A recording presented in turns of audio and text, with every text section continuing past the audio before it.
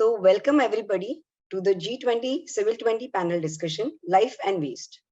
We are delighted to have you join us for this insightful panel discussion on sub-theme of life and waste, organized under Civil 20 Engagement Group during India's G20 presidency in 2023.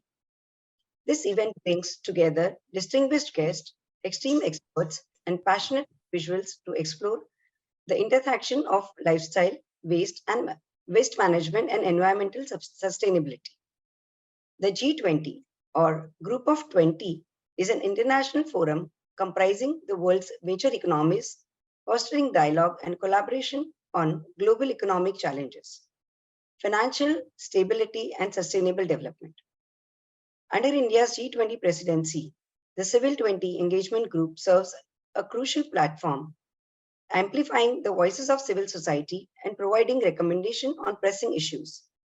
The life, that is the lifestyle for environment sub-theme, is coordinated by Poornam Ecovision Foundation. It emphasizes the importance of adopting sustainable practices to protect the environment.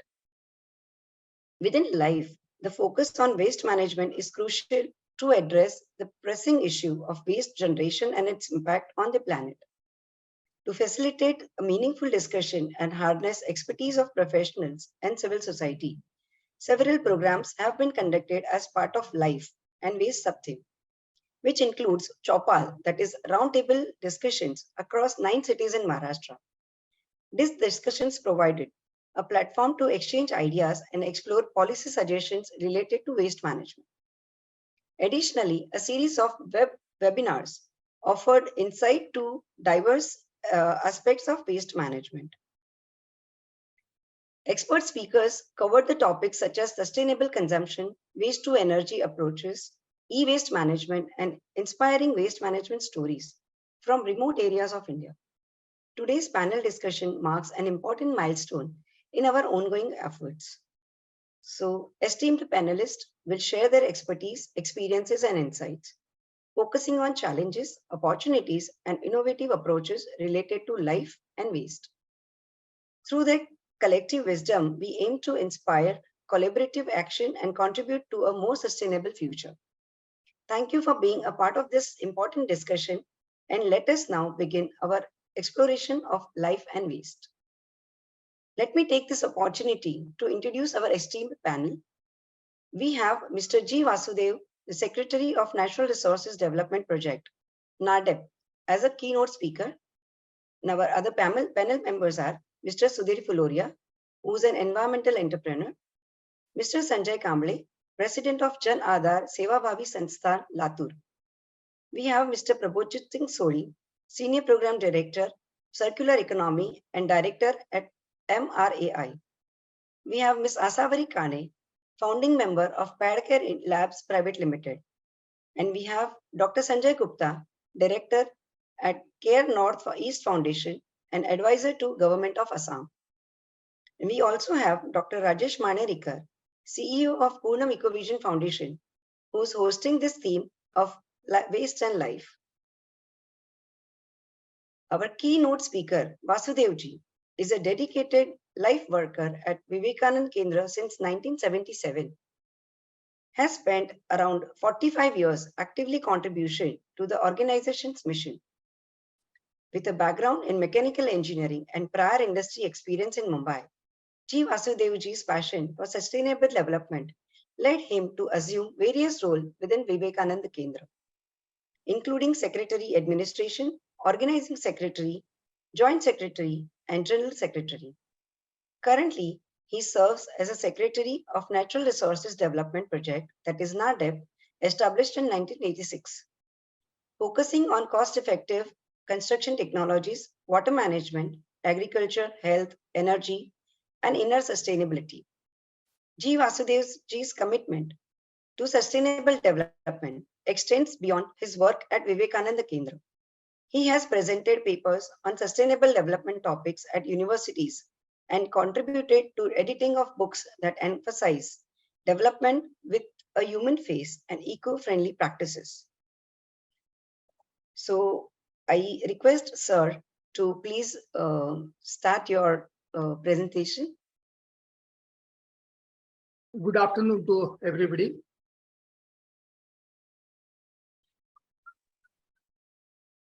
Dr. Rajesh Manerikar, CEO of Poornam Ecovision Foundation, moderator Poonam Doshi, fellow panelists, and other participants in this virtual meet.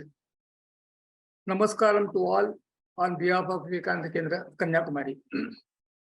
At the outset, I thank the organizers for inviting me to express myself on this important topic, impacts of lifestyle and policies on waste management. As the time is short, only about 12 or 13 minutes, my presentation, I would like to give more emphasis on lifestyle rather than the waste management, as my fellow panelists are experts in the respective fields on waste management, and so they will cover those aspects. The above illustration, which you are seeing, covers today's topic of our discussion, overuse of energy as well as resources. Because of that, waste is there as well as the pollution. And in the process, the whole system has been endangered. Next. Although the context of G20 is global, I have given the figures here only about the Indian context. Of course, all of you must have seen the Niti Aayog and Ministry of Environment. They have brought out a very beautiful brochure on life, where they have given the figures at the global level and how the whole waste is in a peril. That is, has been very nicely explained there. Most of you must have read in the newspapers a couple of months back in Kochi, there was a fire accident of actually what you call waste management depot. And some of the area of entire Kochi was in really peril. And Air Force has to come to the rescue by helicopter. They spread the water and douse the entire fire. But for 1 week, the people of Kochi in Kerala, they were suffering. So the waste is a very serious issue. We, Vivekananda Kendra, we are working in the coastal districts of Tamil Nadu. And recently we took up the issue of waste management on behalf of HCL, particularly the what you can call the plastic pollution, and how the plastic pollution is affecting the marine life. So now the entire ecosystem, as all of us we know that from marine it has become a fragile. Our ancestors were having a different lifestyle, and because of that, they were part of the nature. So unfortunately, after the arrival of steam engine and the so-called industrial revolution, the whole thing has become fragile. Now it is our duty to make it balanced. Next.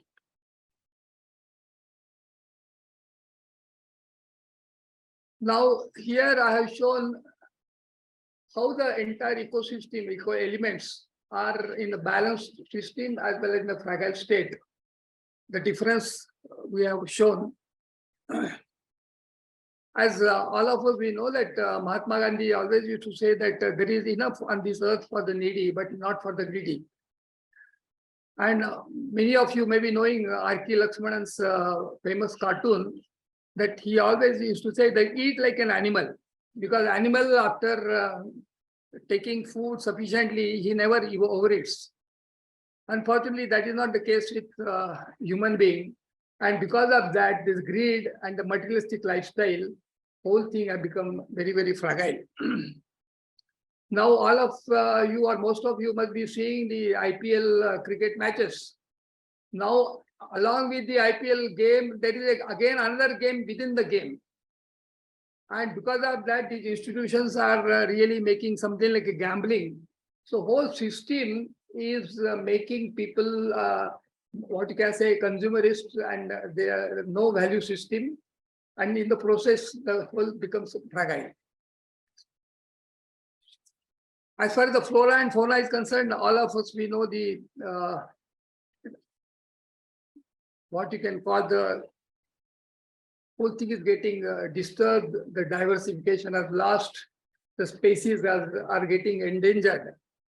And many of you must have read that because of the biodiversity's destruction habitat, there was a very beautiful article in March 2020 in Scientific American that said that when John Vidal and Insia, they said that one reason for coronavirus was the distinction of its habitat. If we remove this diversification of different flora and fauna, we are going to face a lot of problems. And the same thing was really explained again by Fritjof Capra and Anderson. They wrote a very beautiful article during COVID time itself. And then they said that in the 1960s, the virus came through monkey as a bushmeat, which spread like HIV AIDS. And this time it came via bats. But this basically happened because we lost the biodiversity. Many of us, we are not serious about those issues, but this is very, very important. And this is happening because of the materialistic pursuit. Many of us, we have a wrong notion that more you consume, the more you are becoming happy. Actually, it is exactly the reverse. And because of this assumption, we are heading for a disaster. And the policies also, unfortunately, they are making more a linear economy. Use and throw. For example, you take the regular example of our ball pens. Now, even if you go to a market, you don't get refills. And even if you get refills, it won't match with your ball pens. So basically, the use and throw culture has come. And this linear economy is making havoc with the environment. So we'll have to go for the basically a reuse economy or the circular economy. Some of us have started, at least the vocabulary has started in India about the circular economy.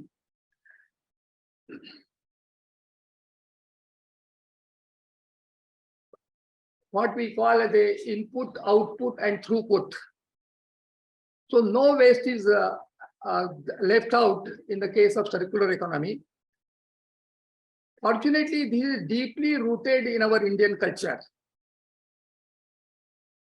For example, the farmers, they grow the paddy and the paddy used as a fodder, and the fodder is given to a cattle, to a cow. Cow will give a dung, the dung will go to a biogas plant. The biogas plant, the slurry will come again as the compost, and again the compost will go back for growing the fodder for the paddy. So this is the loop is complete. And this type of system, the circular economy, should be a part of our basically the entire developmental paradigm. One of my friend in Chennai, Ramani, he only uses the rainwater. Each and every drop of water he uses it, including the whatever from wash basin or from bathroom, whatever comes, he makes use for the plants and he recycles each and every drop of water. So this not only with the water or with the agriculture, but in the entire our day-to-day life, we should try to adopt these aspects. So that will reduce the pollution, that will reduce the waste. Unfortunately, as I said, we still go for the Cartesian split. We think of GDP, GNP, and because of that, we have this false evolution. Man is seen as a part and not as a holistic approach. And that is really creating an havoc. A radical change, a 180-degree change is required. We'll have to switch over from consumerism to spiritualism.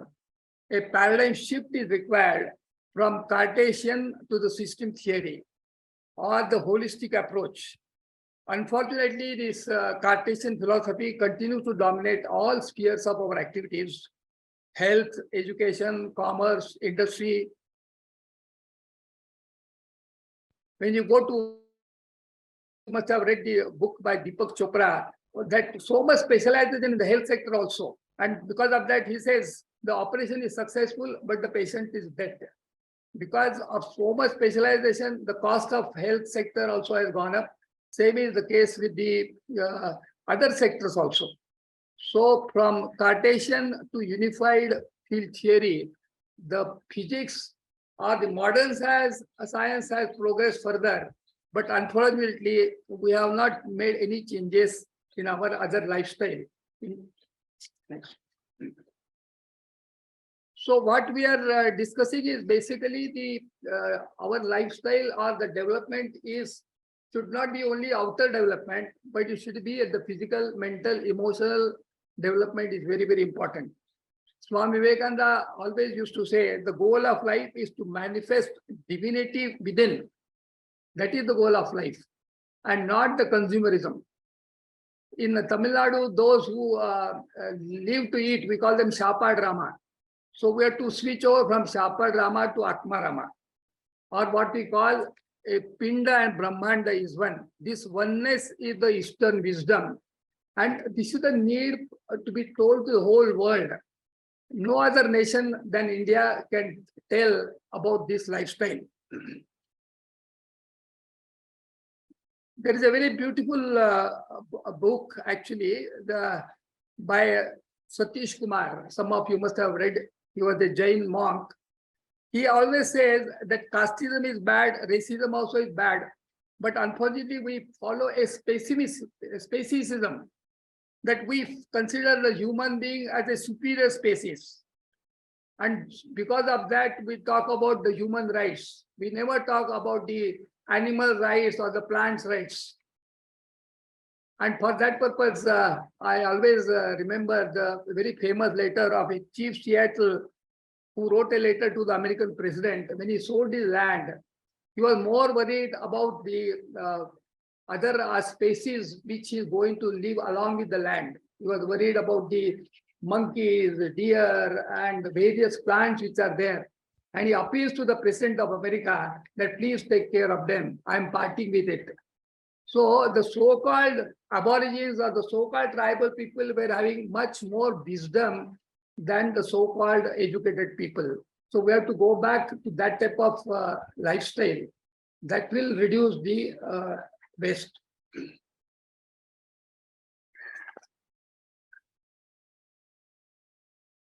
As I said at the beginning, if we take care of our lifestyle, or that is the root cause, if we help in changing the lifestyle, then there will not be any waste at all. Or even if the waste is there, that will be able to really eradicate very easily. And for that purpose, we have to promote this recycling, reducing consumption, reusing, refusing, regenerating, sharing resources, living in tune with nature. And this is what we call the lifestyle.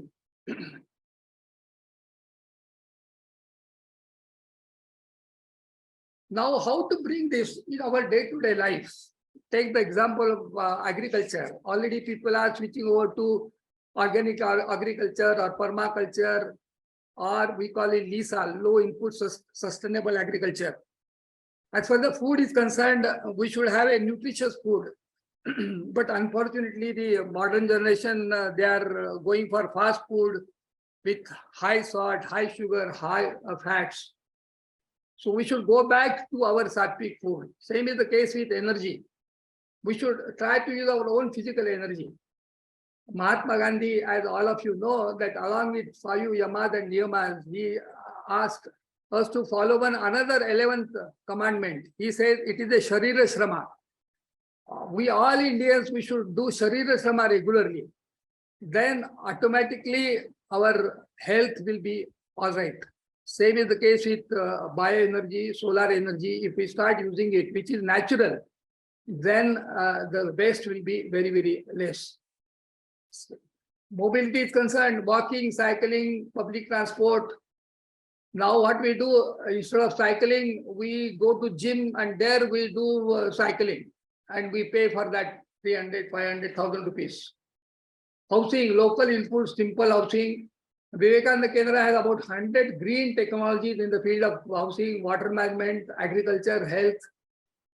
So all these areas, we can really reduce the consumption, use the local material. And as far as the consumer goods are concerned, the idea is refuse, reuse, and reduce. This is very, very important. Next.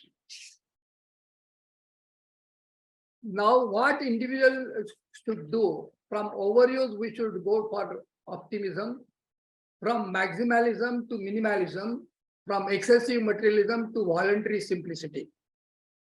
Now, I was telling you about Satish Kumar. He uses a very beautiful word. He says elegant simplicity. He has written a very beautiful book called what he calls Soil, Soul, and Society. He says it is the trinity of lifestyle.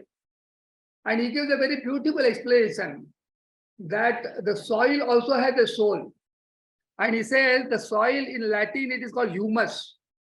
And the humus is the root of the, which comes from that comes the humility. And when I say I am a human being, then I am a human being means I belong to this soil. I belong to this earth. The moment I have this feeling, things becomes much easier that we don't think that I am superior, but I am a part of this whole earth. Then our approach of making use of this becomes entirely different. And that is what is required. So more than the outer pollution, we have to address the inner pollution.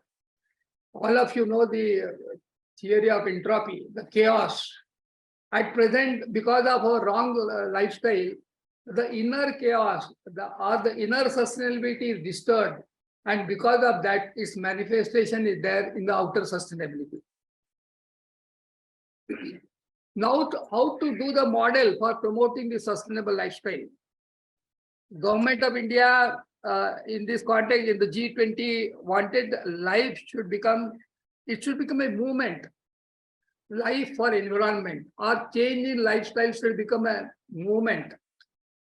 For this purpose, all the stakeholders should come together. The people, mainstream policymakers, civil society, they should join hands. Then only it is possible to make it a movement because that is the need of the hour. Now, what is the way forward? The government should have definitely the policies which will promote sustainable living. For example, if you do the rainwater harvesting or have a biogas plant, have what you can call solar lights or something like that, then people should have an incentive for that purpose. They should promote the infrastructure that supports sustainable lifestyle. Unfortunately, Government of India also, they always give step-motherly treatment. For example, I will give a simple example. All over India, we are giving LPG free to the poor people. But the same yardstick is not applied to biogas because I am working in the field of biogas for the last 40 years. And we tried our best to do the advocacy that more than the LPG, you should give free biogas plants to every house, which will bring a blue revolution. So such type of changes are required in the government policies also when we talk about the change in the lifestyle. And similarly, we require individuals, mentors, green warriors, heroes, who can guide the common men to adopt this type of lifestyle.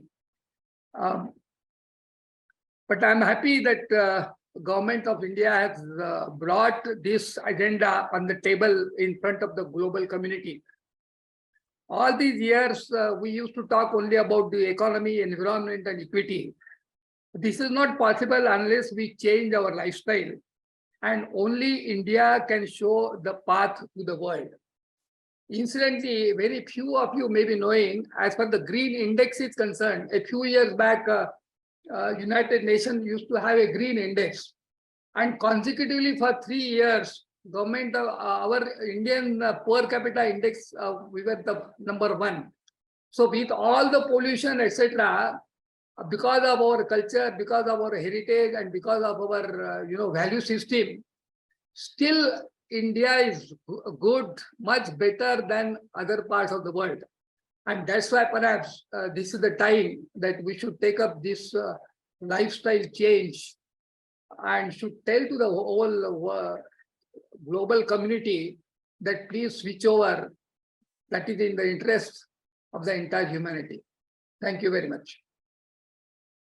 Thank you, sir. Thank you for the kind insight.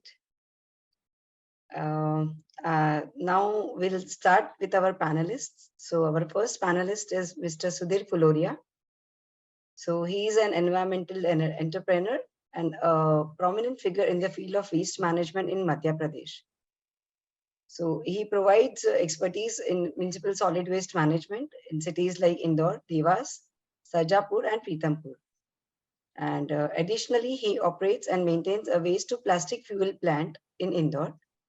And Fuloriaji's company processes e-waste and plastic waste and makes different articles out of it. And sir also provides consultancy services for waste management, sharing with a very strong commitment to make the environmental more sustainable. So Mr. Sudhir Fuloria-ji, please start with your presentation. Thank you. नमस्कार, मैं सुधीर पुलोरिया इंदौर मध्य प्रदेश से। आज की चर्चा में कचरा प्रबंधन यह एक विषय है। कचरा यह हमारे देश की परंपरा नहीं है। हमारे देश में कचरे को कूड़ा, रुखड़ा या अन्य ढेर नाम से जाना जाता था, किंतु यह वर्ष में एक बार किसान के पास खेत में चला जाता था। लेकिन जब से प्लास्टिक इस देश में प्राकट्य हुआ, तब से यह गीला कचरा और सूखा कचरा नाम की दो समस्याएं खड़ी हो गई। जहां ये दोनों मिले, तब और बड़ी समस्या खड़ी हो गई। इस कचरे के मिलने से हर प्रदेश के बड़े शहरों में, छोटे नगरों में एक बाहर कचरे के बड़े ढेर खड़े हो गए। इन बड़े ढेरों के माध्यम से कई तरह की पर्यावरण जनित समस्याएं खड़ी हो गई हैं, जैसे प्राणवायु की समस्याएं, भूमिगत जल की समस्याएं एवं श्वास की समस्याएं। यह कचरा हमारे देश में एक वरदान हुआ करता था। हम इसे किसानों के खेत में जैविक खाद बना करके दिया करते थे, किंतु आज हमारे देश की जो मुख्य आवश्यकताएं हैं, जो आयात हैं, वह है उर्वरक, ईंधन और प्लास्टिक। ये तीनों जमीन खोद कर निकाले जा रहे हैं, जिनकी की अल्पायु है। कुछ समय बाद ये जमीन से निकलना बंद हो जाएंगे। ऐसी स्थिति में हमें वापस हमारे पुरातन परंपराओं की ओर आना होगा। उस समय हमें वापस जैविक खाद बनाना होगा, वापस हमें प्राकृतिक संसाधनों से जनित ऊर्जा पर निर्भर होना होगा। तो ऐसी स्थिति में हम हमारे कचरे को अगर आज से ही गीला और सूखा घर से मात्र ये दो भागों में करने लगे, तथा घर का कचरा घर में निष्पादन होने लगे, गांव का कचरा गांव में पुनर्चक्रण होने लगे, तथा शहर का कचरा शहर में ही निपटान होने लगेगा, तो यह न कोई पुरातन ढेर बनेंगे, जिसे आजकल लीगेसी वेस्ट कहा जाता है। तो जब हम हमारे किसी पुराने गांव के किसी ढेर को या खंडहर को खोदते हैं, तो उसके तह में कोई तांबा निकलता है, कोई पीतल निकलता है, कभी भगवान की मूर्तियां निकलती हैं, कभी कोई नगर निकलते हैं, कभी मोहनजोदड़ो निकलता है, कभी सिंधु घाटी की सभ्यता निकलती है। आप कल्पना कीजिए कि आज से 200-400 साल पहले बाद हमारी आने वाली पीढ़ियां जब हमारे पुरातन शहरों को निशा खोदेंगी, तो वहां पर क्या निकलेगा? यह इंदौर का लैंडफिल साइट थी, यह भोपाल की लैंडफिल साइट थी, यह पूना की लैंडफिल साइट थी। तो हम हमारी आने वाली पीढ़ी को क्या धरोहर देके जा रहे हैं? Landfill site. यह प्लास्टिक अगर गीले कचरे से मिलना मात्र अलग हो जाए, गीले कचरा अलग हो जाए, सूखा कचरा अलग, तो आधी समस्या हमारी वहीं पर अलग हो जाती है। और इसे हमें हमारे घर में करना होगा, हमारे वार्डों में करना होगा, हमारी ग्राम पंचायतों में करना होगा। अगर यह नहीं किया तो आगे चल के हमारे दैनंदिन जीवन में पौष्टिक आहार की कमी होगी, जैविक अन्न की कमी होगी, हमारी भूमि की उर्वरक शक्ति कम हो जाएगी। तो ऐसी स्थिति से भयावहता से बचने के लिए हमें अपनी जीवन शैली में बदलाव करना होगा, तथा हमें अपने घर से ही कचरे का निपटान गीले एवं सूखे कचरे के रूप में करना होगा। प्लास्टिक यह हमारे देश में उत्पाद नहीं होता है, यह बाहर से आयात होता है। आपको जानकारी के लिए बता दूं, हमारे देश में प्रतिदिन 25,000 मैट्रिक टन प्लास्टिक आयात होता है और इसका ज्यादातर भाग कचरे के ढेर में चला जाता है, रिसाइकल नहीं होता। तो आप कल्पना कीजिए, यह 300 करोड़ रुपए प्रतिदिन का प्लास्टिक का आयात हम करते हैं। हम 1.5 लाख करोड़ रुपया प्रतिवर्ष उर्वरक के सब्सिडी देते हैं, पर हम हमारे जो घर से गीला कचरा निकलता है उसे खाद में नहीं बदलते, उसे वापस खेत में नहीं पहुंचा पाते। आप कल्पना करेंगे कि हमारे देश में करोड़ों करोड़ टन अन्न का उत्पादन होता है। आप जानते हैं प्रत्येक अन्न के दाने के साथ कुछ मिट्टी भी बाहर आती है खेत से। क्या हम हमारे खेत को वापस कभी मिट्टी दे पाते हैं? यह मातृभूमि का हम पर कर्ज होता है जिसे हम जीवन में कभी उतार नहीं पाते हैं। उसका एकमात्र रास्ता है कि यह हमारे भोजन की वस्तुओं को वापस गीले कचरे के रूप में प्रयोग करके उसका जैविक खाद या बायोगैस जो भी बना करके उस स्लरी को या जैविक खाद को वापस खेत में पहुंचाना ही भूमि माता का कर्ज का प्रदाय है। यह करना अति आवश्यक है, नहीं तो हमारा जीवन में, हमारे स्वास्थ्य में, हमारी श्वास में सब तरह की समस्याएं आने लगेंगी। हमारे जीवन शैली में ग्राहक की मांग और उपलब्धता के अंतर ने हमें नई नई तरह की पैकेजिंगों की समस्याओं से खड़ा कर दिया है। 70 के दशक में आया हुआ प्लास्टिक आज सिर के तेल से लेकर के पैर का जूता तक प्लास्टिक में पैक होकर के आ रहा है। हमारे यहाँ पर बड़ा प्लास्टिक समस्या नहीं है, उसका पुनः चक्रण सुनिश्चित हो जाता है। किंतु आप कल्पना कीजिए, क्या चॉकलेट का पाउच, क्या शैम्पू का पाउच, क्या गुटखे का पाउच कभी पुनः चक्रण हो सकेगा? क्या कभी कोई रैक पिकर उसे उठाएगा? संभव नहीं है। और हमारे देश के आज बड़े से बड़े अभिनेता क्या कर रहे हैं? इन तीनों वस्तुओं का प्रचार कर रहे हैं। इनके उठाने की कोई व्यवस्था नहीं है और संभव भी नहीं है कि कोई एक चॉकलेट का रेपर किसी ने फेंका तो उसे उठा करके पुनर्चक्रण तक पहुंचा दें, क्योंकि वजन में वह संभव ही नहीं है। कचरे का ट्रांसपोर्टेशन अपने आप में एक बहुत बड़ी समस्या है, संग्रहण एक समस्या है। तो संग्रहण और परिवहन तथा निपटान यानी कलेक्शन, ट्रांसपोर्टेशन एंड प्रोसेसिंग, ये तीनों समस्याएं हैं। इनको समस्या के लिए सरकार ने हमें समाधान, इन कंपनियों को समाधान देना चाहिए, छूट देनी चाहिए, तब जाकर के हम हमारा इस कचरे का कुछ कर सकेंगे। हमारे देश में पेट्रोल और डीजल बहुत बड़ी संख्या में आयात होता है। क्या आप जानते हैं इस पेट्रोल डीजल को हम अपने इस फेंके हुए प्लास्टिक से बना सकते हैं? क्या आप जानते हैं कि हमारे जो पौष्टिक आहार है उसे हम हमारे गीले कचरे का खाद दे करके बना सकते हैं? क्या आज जैविक अन्न की मांग बढ़ नहीं रही है? उसकी ओर हमें सोचना चाहिए। हमें हमारी जीवन शैली में सुलभता लानी चाहिए और पैकिंग मटेरियल का उपयोग कम से कम हो, ऐसी जीवन शैली का उपयोग करना चाहिए। अन्यथा एक दिन देश के लिए यह पूंजी जो विदेशों में जा रही आयात के नाम पर, यह हमारे लिए समस्या बनेगी। और इस कचरे का निष्पादन हमें जहां पर एट सोर्स, जहां से उत्पादन हो रहा है, ग्राम पंचायतों में, तहसीलों में, विकास खंडों पे करना होगा। और वही हमारे छोटे स्तर पर छोटे छोटे इसको प्रोसेसिंग की यूनिटें लगानी होंगी। इसके लिए हमें अपने इस क्षेत्र में नए युवाओं को रोजगार के सृजन देना होगा, उन्हें प्रशिक्षण करना होगा, उन्हें अवेयरनेस पैदा उनके बीच करनी होगी। ऐसा हम कर पाएंगे तभी हम इस कचरा रूपी भयावता से निपट पाएंगे। और हर शहर की पहचान बना टिंचिंग ग्राउंड, यह शब्द हमें एक व्यवसाय के रूप में खड़ा करना होगा कि गीला कचरा कहां जा रहा है, तो यह जा रहा है या तो सीएनजी प्लांट में जा रहा है या कंपोस्टिंग प्लांट में जा रहा है। सूखा कचरा रॉ मटेरियल है, सूखा कचरा कभी भी कचरा नहीं है। यह किसी अन्य उद्योग के लिए रॉ मटेरियल है, उसे उस उद्योग तक पहुंचना चाहिए। यह अगर हम कर सके तो हमारे देश में एक बहुत बड़ा आयात और निर्यात का जो गैप है वह कम होगा। हमारे देश को हम पुनः से सोने की चिड़िया बना पाएंगे। और जिस प्रकार के हमें हमारी परंपरा में नहीं है कि हम हमारे लीगेसी वेस्ट बनाएं, हम लैंडफिल बनाएं। हमारे देश में गाड़ने की प्रथा नहीं है।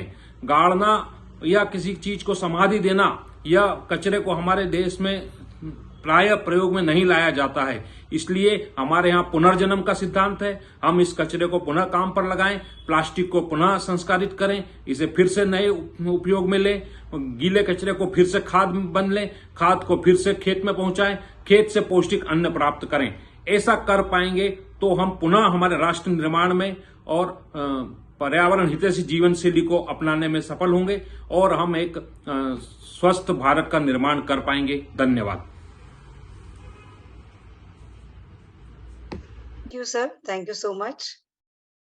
आपका भाषण बहुत उत्तम रहा, थैंक यू। अब हम अपने अगले पैनलिस्ट की तरफ बढ़ेंगे। हमारे अगले पैनलिस्ट है डॉक्टर संजय कांबले जी। तो he is the founder and president of Jan Aadhar Seva Bhavi Sanstha in Latur. He has been leading the efforts to support the individuals suffering from leprosy from past 13 years.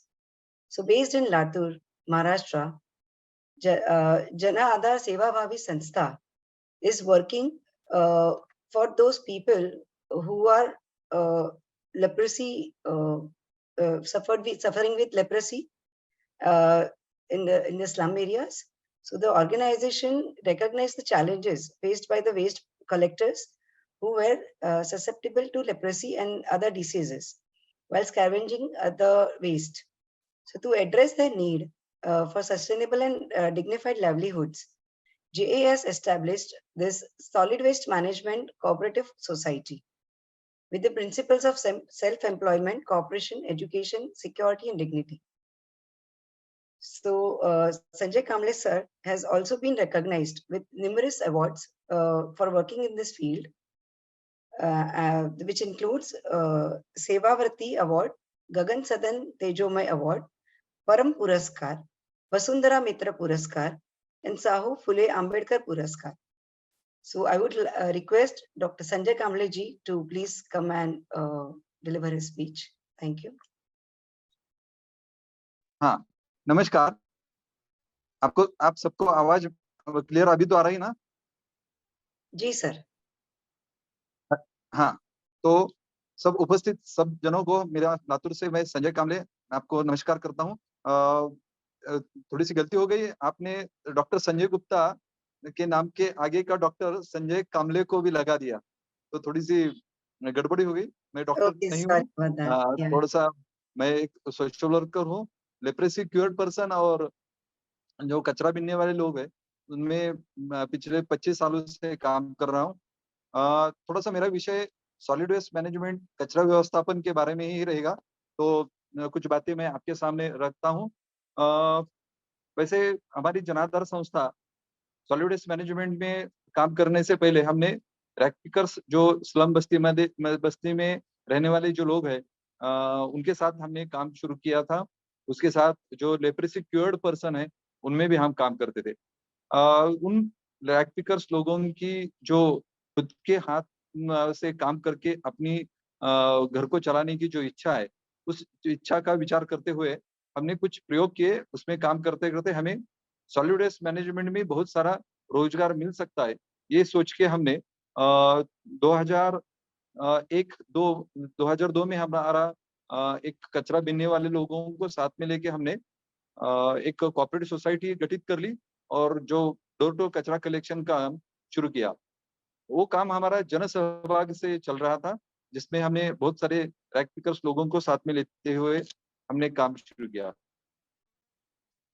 हम वैसे देखे जाए तो कचरा और कचरे के बारे में अभी तक बहुत सारी बातें हुई है, मगर उस पे जितना विचार और काम होना चाहिए वो काम अभी तक हुआ नहीं, ऐसा मुझे बार बार लगता है।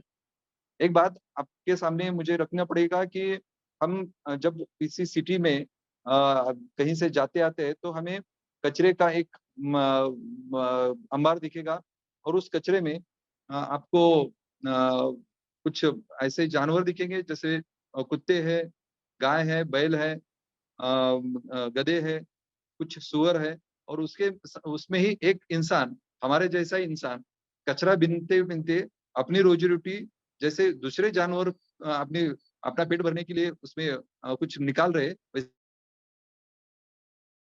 कचरे में अपनी भी रोजी रोटी निकाल रहा है। तो ये थोड़ा सा दिखने में थोड़ा सा नहीं, बहुत ज्यादा ही हमें हर्ट करने वाली बात है कि हम एक तरफ एक इंडिया की इकोनॉमी इतनी ग्रोथ हो रही है, इसके बारे में हमारा एक सीना फूल जाता है कि हम एक दुनिया की सबसे बड़ी इकोनॉमी बनने जा रही है, मगर एक तरफ हमारे ही सिटी शहर में हमें ये चित्र दिखाई देता है। तो ये बदलाव होने के लिए हमने काम शुरू किया। तो इसमें काम करते करते जो कुछ हमें समझ में आया वही बातें आपके सामने रख रहा हूँ।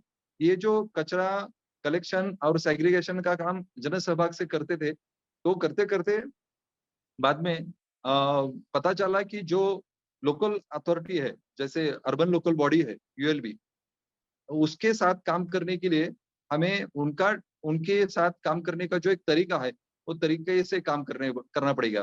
क्योंकि कचरा बीनने वाले लोगों की एक कचरा जो यूएलबी है उसका अधिकार रहेगा।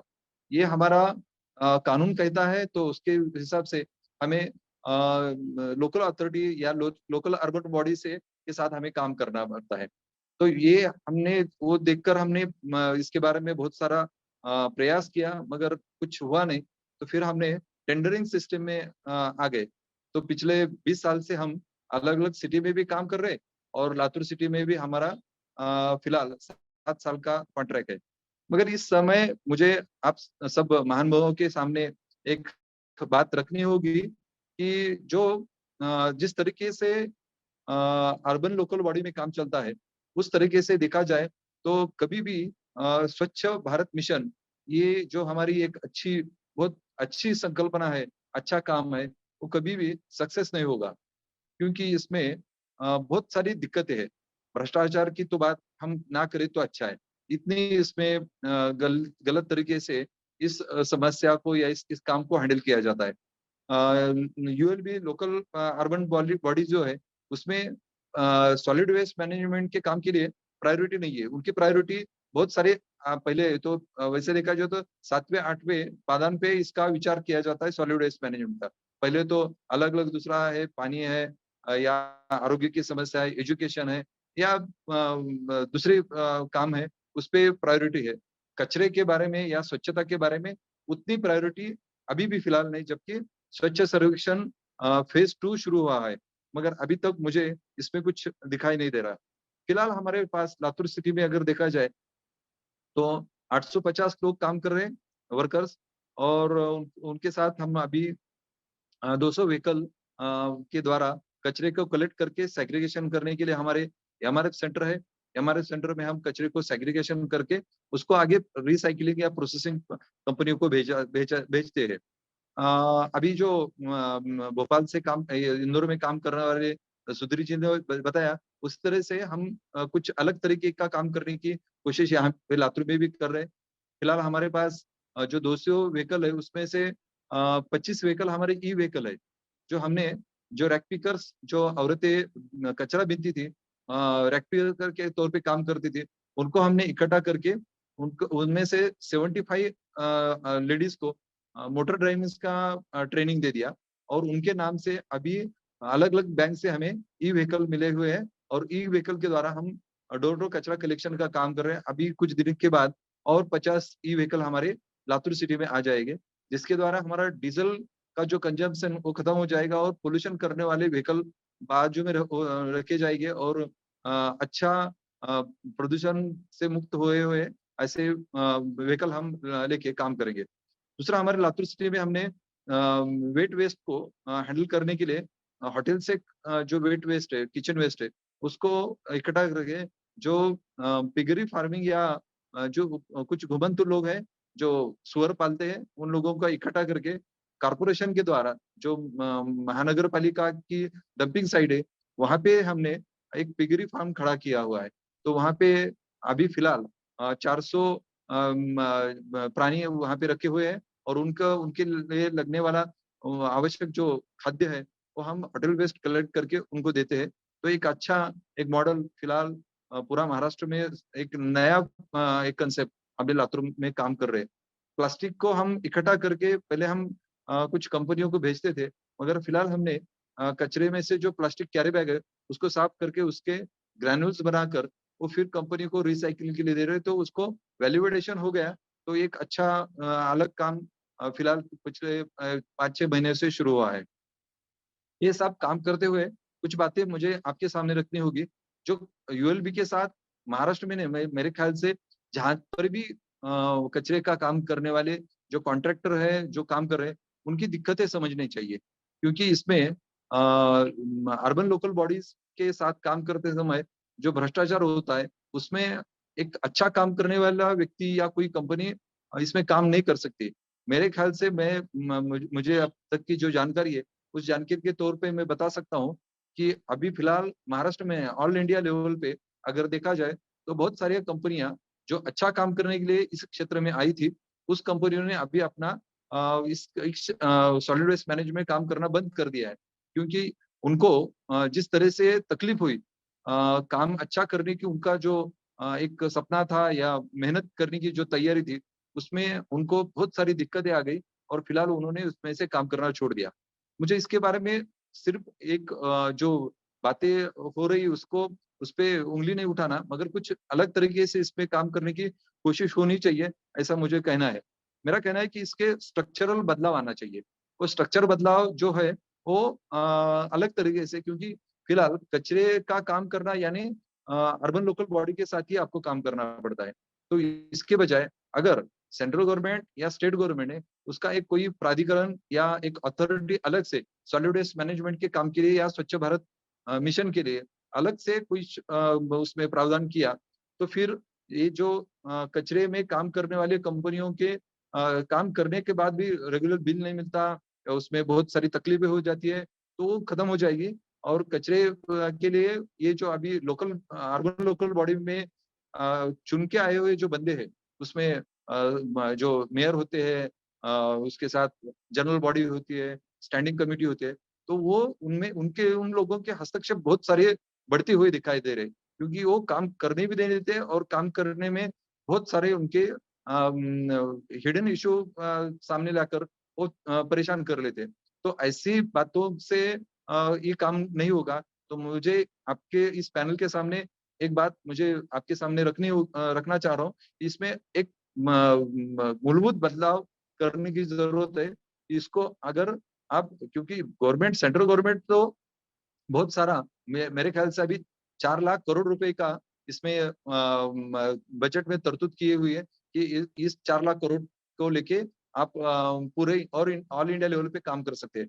मगर जो बजट स्टेट गवर्नमेंट के पास और स्टेट गवर्नमेंट के पास थ्रू यूएलबी के पास आ जाता है, तो उसी काम के लिए इस्तेमाल होता है क्या, इसकी जानकारी पूरी तरह मैं कहूंगा कि नहीं, इस पे काम नहीं होता।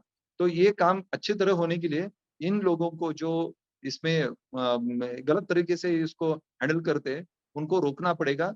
और रोकने के लिए अलग एक अथॉरिटी या प्राधिकरण गठित करना पड़ेगा, वो होना चाहिए। दूसरी बात मुझे चाहिए कि कचरा कलेक्ट करके डंपिंग साइट पर ले जाने के बजाय, अभी जो सुधीर जी ने बताया कि उसको डिसेंट्रलाइज सिस्टम ने उसको खत्म करना पड़ेगा। मगर डिसेंट्रलाइज सिस्टम के लिए हमें सिटी में ही जगह देने की जिम्मेवारी किसकी है? तो जिम्मेवारी है लोकल अथॉरिटी की, लोकल अर्बन बॉडी की। तो वो जगह देने में परेशान कर लेते हैं। अच्छा, वो जगह देने के बाद वहां पे जो इंफ्रास्ट्रक्चर खड़ा करना चाहिए, वो इंफ्रास्ट्रक्चर खड़ा करने की जिम्मेवारी अर्बन लोकल बॉडी की होनी चाहिए। जबकि वो कुछ ऐसे गलत मशीनरी लेके आते हैं और वो मशीनरी चलती नहीं है। ऐसे बहुत सारी जगह पे आज आप महाराष्ट्र में अगर देखेंगे तो बहुत सारी जगह पे लाई हुई मशीनरी जैसे कि वैसे खड़ी है, उस पे काम नहीं हो सकता। तो ये कुछ उसमें जो काम करना है करने के लिए इंफ्रास्ट्रक्चर की जो जरूरत है, वो इंफ्रास्ट्रक्चर उसमें जितना चाहिए, जिस तरीके का चाहिए, वो देने की जरूरत है। तीसरी बात इसमें मुझे कहना पड़ेगा कि एनजीटी या सेंट्रल पोल्यूशन कंट्रोल बोर्ड का इसमें हस्तक्षेप होना चाहिए। उन्होंने उनको वो जो अथॉरिटी है, वो अथॉरिटी फिलहाल बहुत सारी एक्टिविटी काम नहीं करती। मुझे आपके सामने रखना है कि प्लास्टिक के बारे में ईपीआर की एक बात कही गई है, एक्सटेंडेड प्रोड्यूसर रिस्पॉन्सिबिलिटी। ये जो एक्सटेंडेड प्रोड्यूसर रिस्पॉन्सिबिलिटी की बात, वो प्लास्टिक वेस्ट के बारे में बात है। अभी जो सुधीर जी ने कहा कि बहुत बड़ी बड़ी कंपनियां शैम्पू निर्माण करती है, गुटखा तैयार करती है, उस कंपनियों के प्लास्टिक को रिसाइकलिंग में या लाने के इतने छोटे से पाउच को कैसे कलेक्ट करेंगे? तो उसकी जिम्मेवारी किसकी है? अगर कंपनियां इतनी ज्यादा मुनाफा कमाकर बड़ी बड़ी हो रही है, तो उन्होंने क्रिएट किया हुआ ये जो प्लास्टिक वेस्ट है, उसको आप किस तरह खत्म करेंगे या उस पे विचार होना चाहिए। तो ये बात मुझे आपके सामने रखनी है। दूसरा, ये जो सेंट्रल ईपीआर की बात और सेंट्रल पोल्यूशन कंट्रोल बोर्ड, इनका इसमें एक अच्छा रोल हो सकता है। सबको मिलके काम करना चाहिए। अभी सेंट्रल गवर्नमेंट और मैं अभी संजय गुप्ता जी इसमें है, मुझे बहुत खुशी हो रही कि वो बहुत सालों से मुझे पहचानते हैं और मैं उनको पहचानता हूँ। सॉलिड वेस्ट मैनेजमेंट के बारे में उनका बहुत अच्छा स्टडी है। प्रभुजीत सोडी सर, उनका भी प्लास्टिक वेस्ट या एनवायरमेंट के बारे में बहुत बड़ा योगदान है। तो मुझे खुशी हो रही कि इनके इन महानुभावों के साथ मैं बात कर रहा हूँ, चर्चा कर रहा हूँ, इस पैनल में हूँ। मगर हमको सबको इकट्ठा आकर एक अच्छा रास्ता तैयार करना होगा। जो अभी फिलहाल जो दिक्कतें हैं उसको अलग करने के लिए या खत्म करने के लिए, और पूरा इंडिया लेवल पे देखा जाए तो सबको इसमें काम अच्छा तरह करने की एक सहूलियत मिलनी चाहिए। आखिर की ये बात बोलता हूँ कि इसमें कचरा बिनने वाले लोगों को हम साथ में लेकर काम करते समय उनके सम्मान की हमने बात की और उसमें हमें अच्छे तरह एक सहयोग मिल रहा है। कचरा को हम कचरा न समझते हैं, हम तो अभी रिसोर्स समझ के उसमें काम करते हैं, क्योंकि कचरा कचरा नहीं है तो रिसोर्स है। और उस रिसोर्स को हैंडल करने वाले जो रैक पिकर्स नहीं तो वो वेस्ट कलेक्टर है, और उनको हम इसमें उनका जो लाइवलीहुड की बात है, जो सम्मानजनक रोजगार की बात है, वो सबको मिलकर करनी चाहिए। तो हमारा सबका प्रयास अच्छी तरह हो जाता है। तो मुझे विश्वास है कि हम स्वच्छ भारत मिशन सक्सेस करेंगे, उसमें हमें अच्छा सक्सेस मिलेगा। तो सबका योगदान और सबकी इसमें है, तो मुझे सबको थैंक यू बोलना है। धन्यवाद। Thank you sir, thank you so much. आपने काफी अच्छे पॉलिसी रिकमेंडेशंस दिए हैं, हम जरूर इसको नोट करेंगे। Thank you so much. अब चलते हैं हमारे अगले पैनलिस्ट की ओर। So our next panelist is Prabhojit Singh Sodi ji. So he is a distinguished professional with around 40 years of experience across diverse sectors. So currently he is serving as the Senior Program Director for Circular Economy at the Center of Environment and Education, that is CEE. He has previously held the position of Head of UNDP Circular Economy, working with prominent donors in the field of circular economy, particularly focused on plastic. With a strong emphasis on implementation, Mr. Sodi has dedicated the past 12 years to circular economy initiatives, including waste management, systems thinking, business models, and engagement with informal sector. He has received notable awards and recognitions too. That includes Talented Conserver Award and Most Excellent Order in the Member of British Empire. Mr. Sodi has also authored publications in international and national journals. Sir, we are so eager to listen to you. Please start. They have divided the income, the poor and the destitutes less than 1.25 lakhs, aspirants between 1.25 to 5 lakhs, middle 5 lakh to 30 lakhs, and rich above 30 lakhs. So 2021 figure says 18% in the first category, 25% in the second category, 32 in the middle, and 4 rich.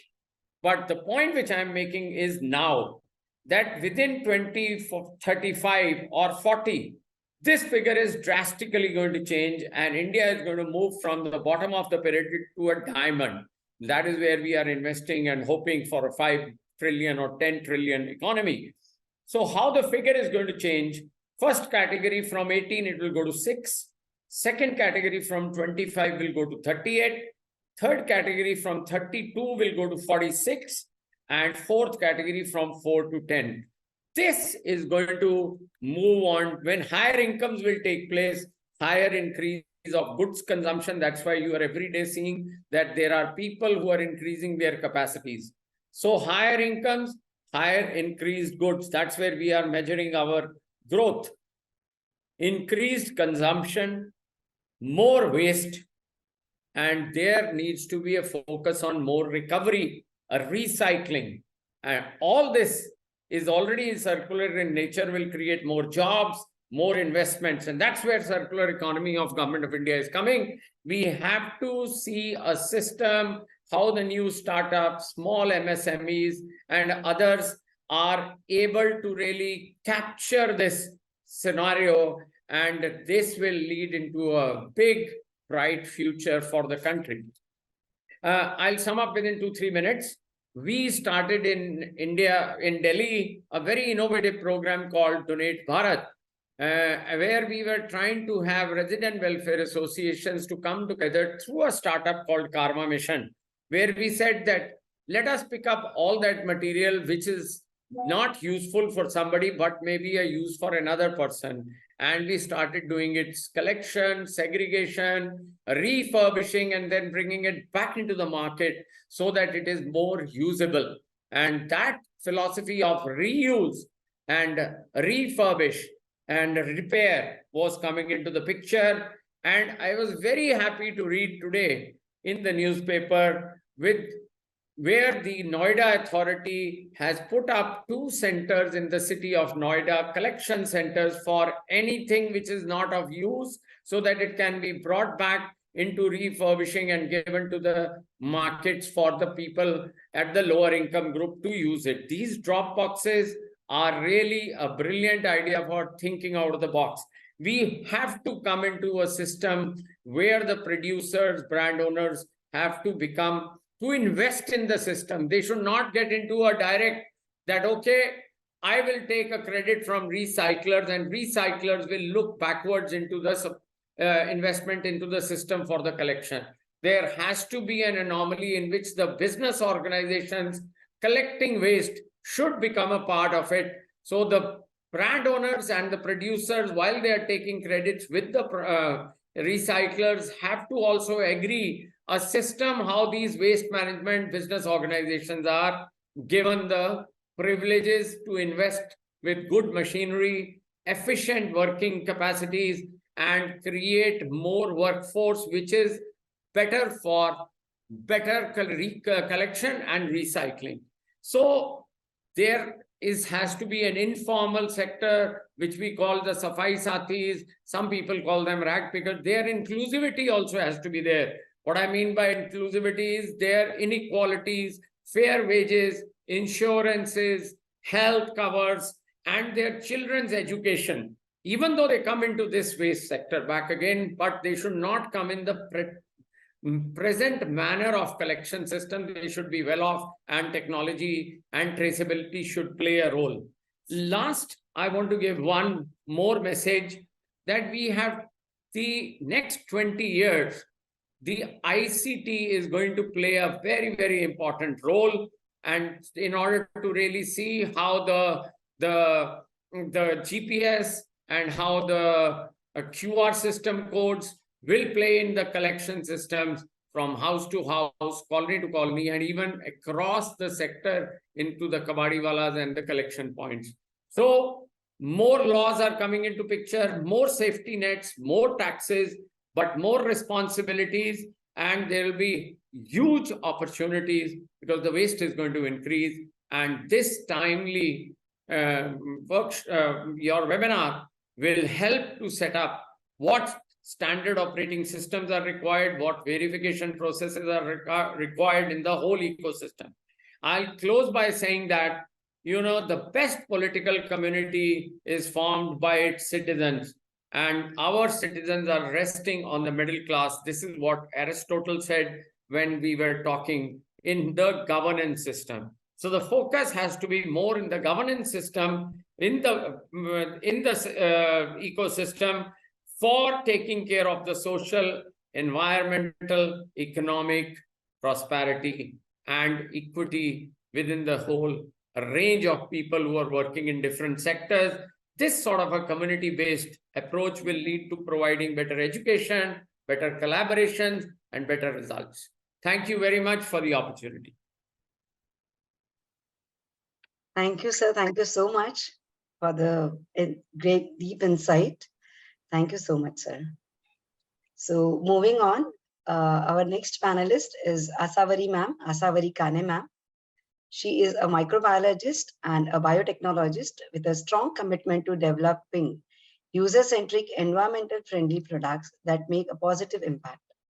With solid education foundation in microbiology and biotechnology, she possesses in-depth knowledge of intricacies of living organisms at a molecular level. Throughout her career, Asawari ji has focused on leveraging this expertise to create innovative solutions. So, having successfully developed products from scratch, she is now dedicated to strategizing and implementing new projects that can address the needs of masses.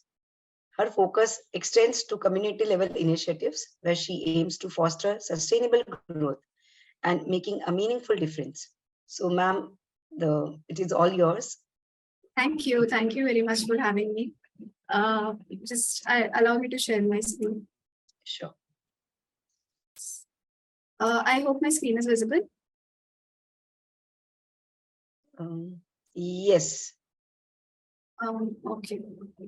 So thank you very much. It was lovely speaking to, hearing up from the other panelists as well. I'm very glad to see the kind of work that is being done across the domains, be it solid waste management or the wet waste management.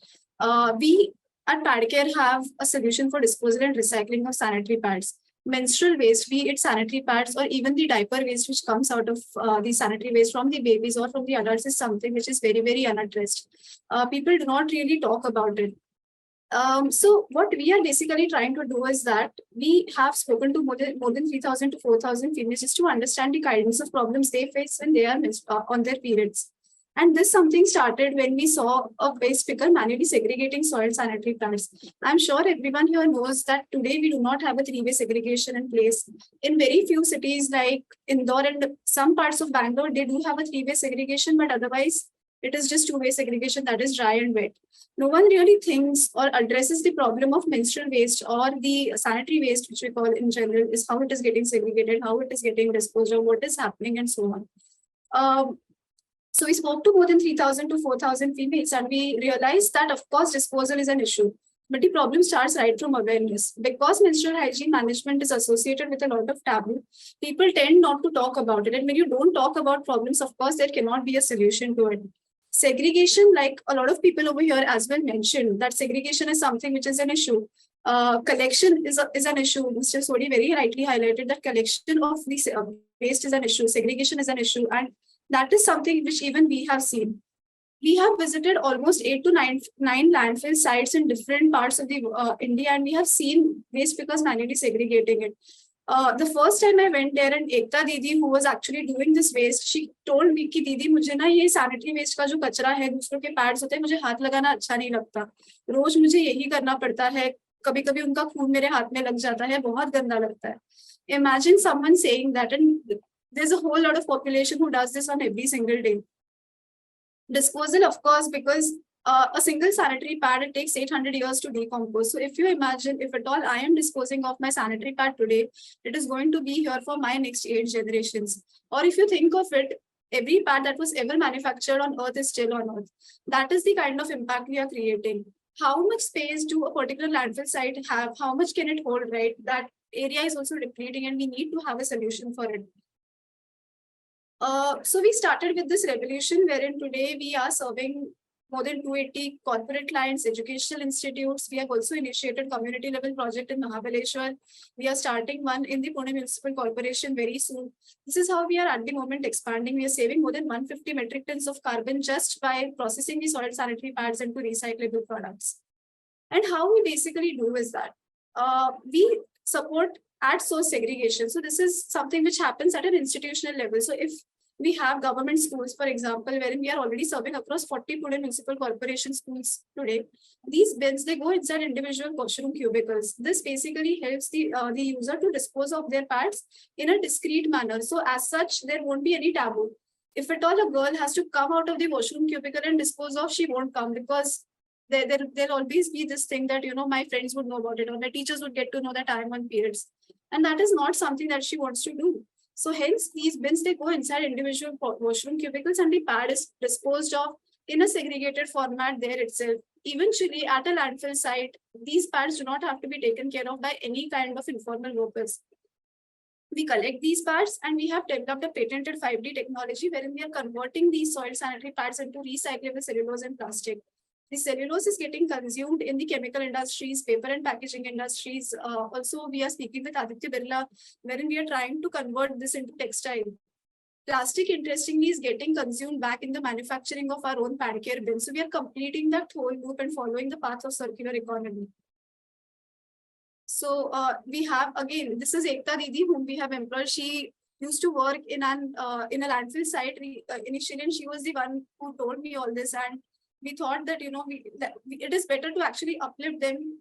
And we onboarded her, we trained her on, you know, how to actually collect the material in a segregated format, how to process the machine, how to run that whole cycle. And that has somehow helped her.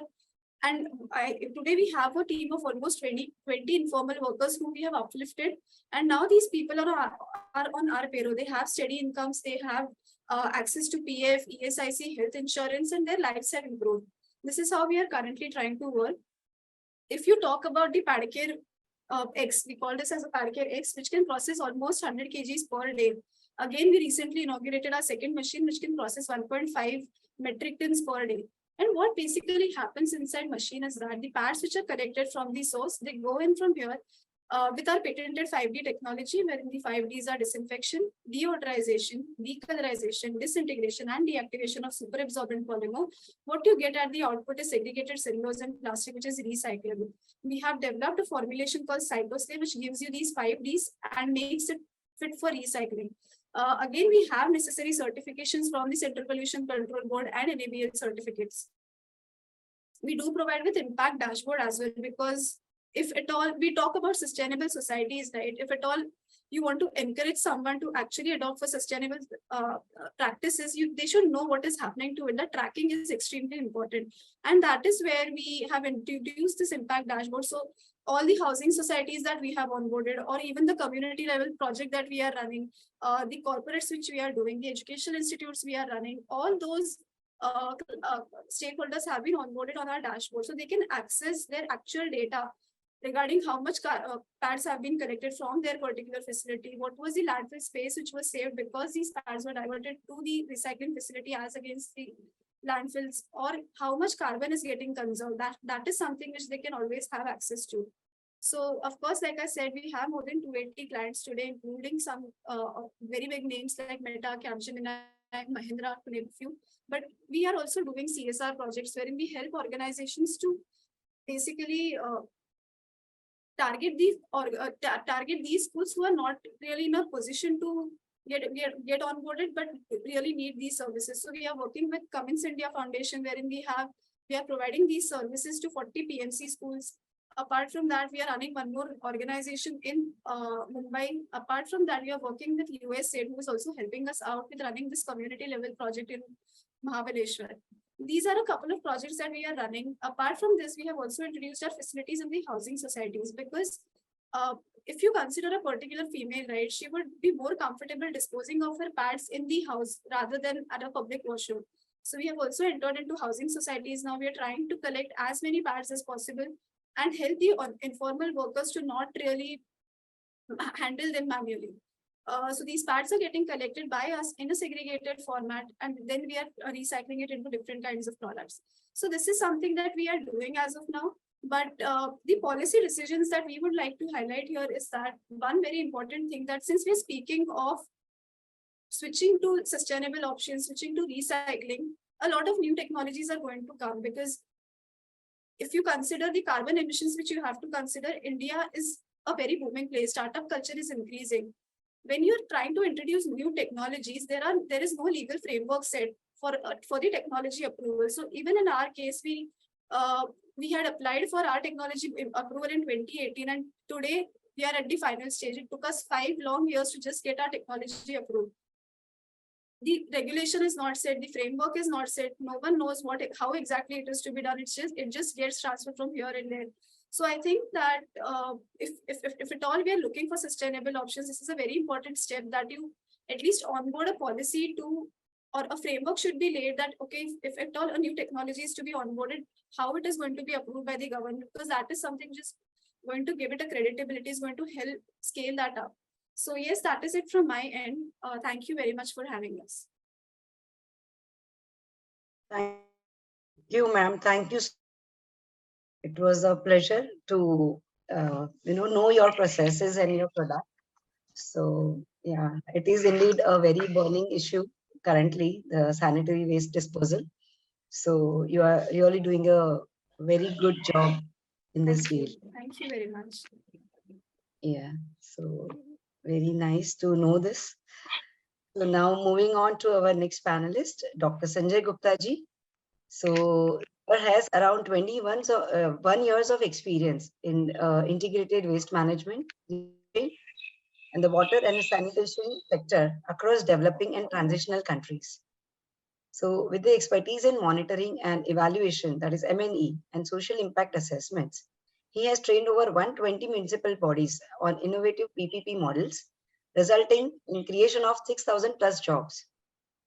Dr. Gupta has made significant contributions in the field through international research publications and involvement in influential reports, such as Global Waste Management Outlook and Status of Solid Waste in World Cities.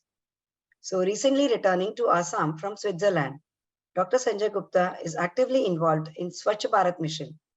His practical experience in project implementation, execution of innovative concepts, and commitment to waste management, sustainability, and community development make him an invaluable asset in driving positive change to the environment. Welcome, sir. Thank you, Poonam, for the nice words. Thank you, fellow panelists. Some of them are known. Some of them I know through different sources, but good to know 3 new people today. Asavari, of course, Dr. Basudev, and of course, Sudhir Puleriaji. Prabhjotji, very big thank you to you, being the mentor. Thanks, Sanjay Kamble. Good to get connected with you. So the today's topic that has been given to me to speak on incentivization and taxes, carrots and stick in the context of solid waste management. I think a little bit of a complex background will help us understand why we are talking about carrots and sticks, incentivization and taxes. I'll just continue what Sudhir Puleriaji said and Prabhjot ji said. Investing in responsible and sustainable waste management practices today is just not a legal and environmental compliance requirements. It is a commitment through this project of the Prime Minister Life in building a cleaner, healthier, and more sustainable future for both the present generation and the future generation.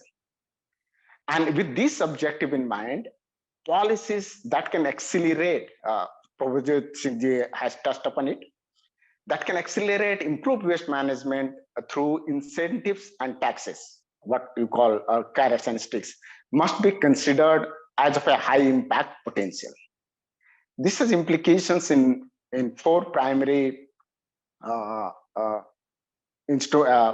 primary. One is product. So what kind of products are coming? Are you going to support virgin or recycled? The second is tax differentiations based on environmental factors, like which kind of plastics is creating more problem and the one which is creating less problem. For example, PET bottles and the shampoo sachets that we talked about and the chocolate wrappers that we talked about. 3, the deposit return system that we are already talking about, again, Prabhjot touched upon it. And the 4th and slightly controversial is the extended producer's responsibility, whether it is achieving the object for which it was set to be. So the background is that there is going to be exponential increase of municipal solid waste from packaging and electric and electronic equipments, including the general municipal solid waste, and not to forget that our rural areas are catching up very fast with the urban consumption. This indiscriminate and also in the rural areas, you see the indiscriminate use of pesticides and fertilizer, for which compost made from the urban waste is a solution. So all of this need to be addressed through policy instruments. Unless you have a good policy in place, things will be difficult to achieve. And this is why until the Municipal Solid Waste Rules 2000, then subsequent revision, and now the Solid Waste Management Rules 2016, the PWM Rules 2016, E-Waste Rules, and all the 6 rules that have come up, they are impacting the way waste business was going around. So it is no more business as usual approach. There are huge changes that have come up in the last 6 to 7 years. What I'm going to do is to take you through what are the different kind of policies exist in terms of like tax exemptions, goods and services tax, etc. And then also simultaneously tell you where is the potential to improve them further so that we can streamline for the goals that we are working under the Swachh Bharat mission. So let me start with the income tax exemption. So under section 80 JJA of the Income Tax Act 1961, it allows companies engaged in waste processing, recycling and resource recovery plants to claim a tax deduction. And this deduction is 100% deduction of profits, and gains derived from such businesses is available for the first 5 years, starting from the initial operations. So there is already a policy and incentivization for the waste entrepreneurs or waste companies, agencies.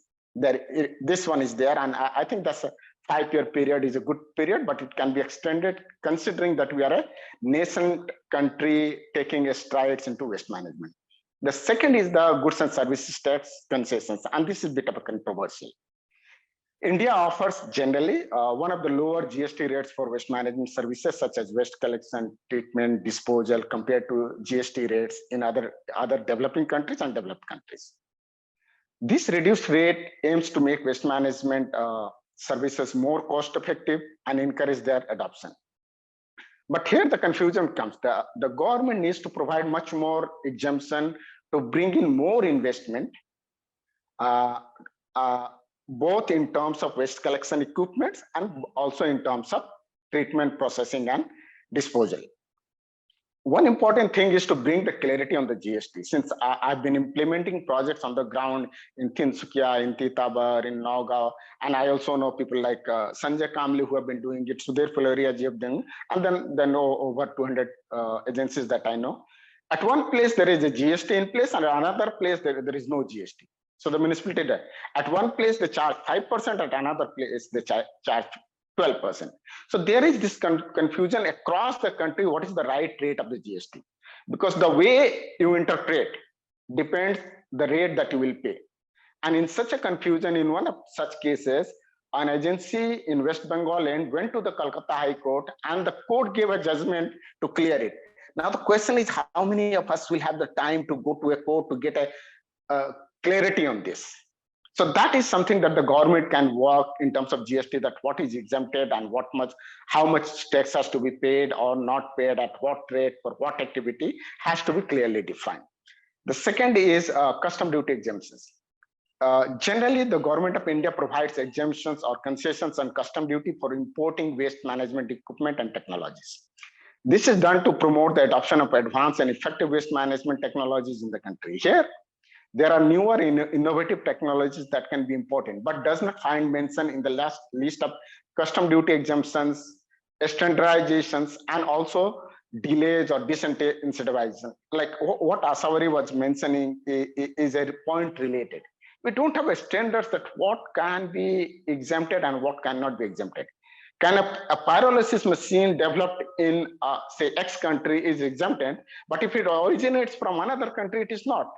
Now, what should have been actually the ideal is that you set the standards.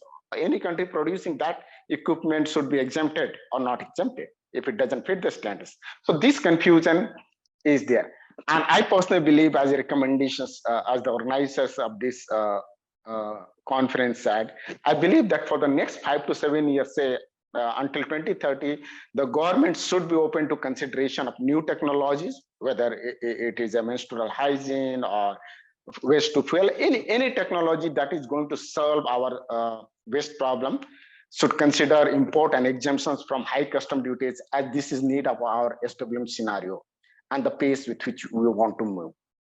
The fourth is the state level incentives. Individual states in India may or can offer additional tax benefits and incentives for waste management projects. You saw that happening in Madhya Pradesh very clearly, and the results are very, very visible. Such as land at concessional rates, capital investment subsidies, electricity duty consumption, single window clearance system that you saw initially in Gujarat, And these all had an impact. See, the states which did not give, let me give you clear examples. Maybe it's a controversy, but it's fine to say that. Say West Bengal and Bihar, states like that, they don't progress much on the waste management. Even Rajasthan, they have been heavily penalized by the NGT because they are neither putting the system in place nor providing incentive for private entrepreneurs to come. So the states, these benefits vary by state and designed to attract investment in waste management is not coming up in the states that are lagging in solid waste management. And this is where a proactive approach for incentivization, both SW agencies and technologies can result in going to be a much better and quicker than what is being done today. There are examples where municipalities has offered incentives and dumping of waste has reduced substantially to say 70%. I'll give you some examples later on that how such incentive even by the states and the municipalities can lead to that many 70% plus diversion from the dumping. Then financial assistance. Various state governments schemes and initiatives provide financial assistance for waste management projects. The Ministry of Environment, Forest and Climate Change and the Ministry of Housing and Urban Affairs are among the central government bodies that support innovative waste management. They have been small, but if you look at the bio-CNG project, they are pretty big and they are really going to make a huge impact for the organic waste management. Municipalities can also get incentives of up to rupees 15 lakh per megawatt for providing waste free of cost to waste to energy plants for up to 30 years. The state nodal agencies get incentives of rupees 5 lakh per megawatt for promoting and monitoring waste to energy plants. So there are systems in place, but let me tell you, if you go to most of the municipalities, they don't know this, that such and such policy exists because policies are framed in Delhi. It moves to another layer at the capital city of the state, and then it disappears. Then nobody knows. I'll tell you such hilarious stories where even till last year, they didn't have the copy of the SWM rules in their office, in the smaller municipalities.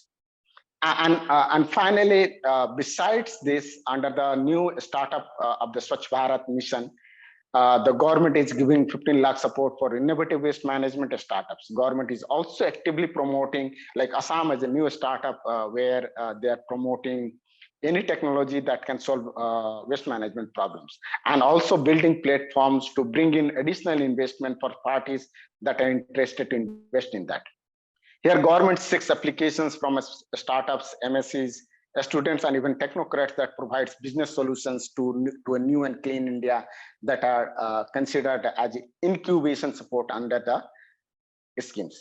Apart from that, I'll give you example of MCD because I'm based in Delhi for last 2 months. That the municipal level, several ULBs, including the capital city of Delhi, which is MCD, is providing new property tax structure, which has like, if there are RWs which wants to manage their waste at source, particularly for the compost, they can get rebate in the property tax. And this differs. Surat had done it earlier, Pune has done it. But if you see in the same state, Pune does it, but Pimpri-Chinchwad doesn't do it. Or say Latu doesn't do it. So there has to be an uniformity, at least at the level of the state, that everybody can enjoy it. I mean, I can go on suggesting that you give 10% of property tax rebate in say Delhi, but those who are not accepting these policies of say in-house composting or waste segregation, make their property tax costlier than what the rebate is. So if I'm paying 100 rupees, I'm a good guy, I'm doing segregation and composting, I pay 90. But the guy who doesn't do, let him pay 110. That's how the change will come. This is how the stick policy will work. So these kind of initiatives have been there in many municipalities, have produced brilliant results. Unfortunately, it is not very well documented, so very little is known about it.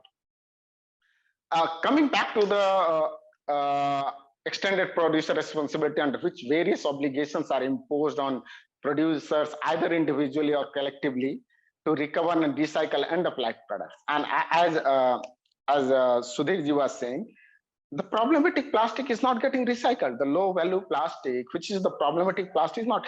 It is the high value plastic, which was already getting recycled without the EPR. That's where a major chunk of the money is going. And this is where EPR needs to work. At this point of time, there are very clear indications. And in the next 1 year, through the central portal that Central Pollution Control Board has put in, it will come out with the data, what kind of plastics has been supported through EPR, how much of that has been recycled or gone to the waste to energy, blah, blah, blah. That will give a more clearer picture. But I still believe high value plastics like the PET bottles or high density polyethylene chair and tables, that doesn't need EPR support. The money must be paid by the manufacturer and the producers or the PIBOs as they are called. But that money should be channelized to one, to the informal sector, people who are actually recovering it, and to the collection agency, which is actually aggregating all the materials to be supplied to the processor. Now, today, another agency is actually getting the benefits out of this, and it's not well distributed. And this is where my recommendations will be there, that we should disaggregate the EPR support for problematic part much more than the plastic which is already being recycled, even without the EPR. You just look at systems which was there in 2000. PET was still being recycled, whatever percentage the industry claims to be 60%, some says 85%. That's the same today. Why do PET bottles need? The need is the simple and the chocolate wrappers and the multi-layers and the one-time disposable polybags. That's where the support should go. The new thing that probably I'm talking about is, and which might interest you, is the government of India is working on a green credit policy. Probably many of you know already that the green credit is an incentive framework to reward environment-friendly behavior, which is life project. With waste management and incentivizing people to reduce their waste generation, segregating their waste or recycling their waste, you need to understand that an intervention with an incentive framework like the green credit is going to be very different from the intervention in the context of energy sector or water consumption. And the reason I'm telling you why. The reason is it's very easy to monitor energy and water consumption. The same is not true for managing the waste behavior. You don't know how much you are generating, how much you are segregating. That's going to be complex, but then it's going to help. And I'll give you examples of the green credit in different countries.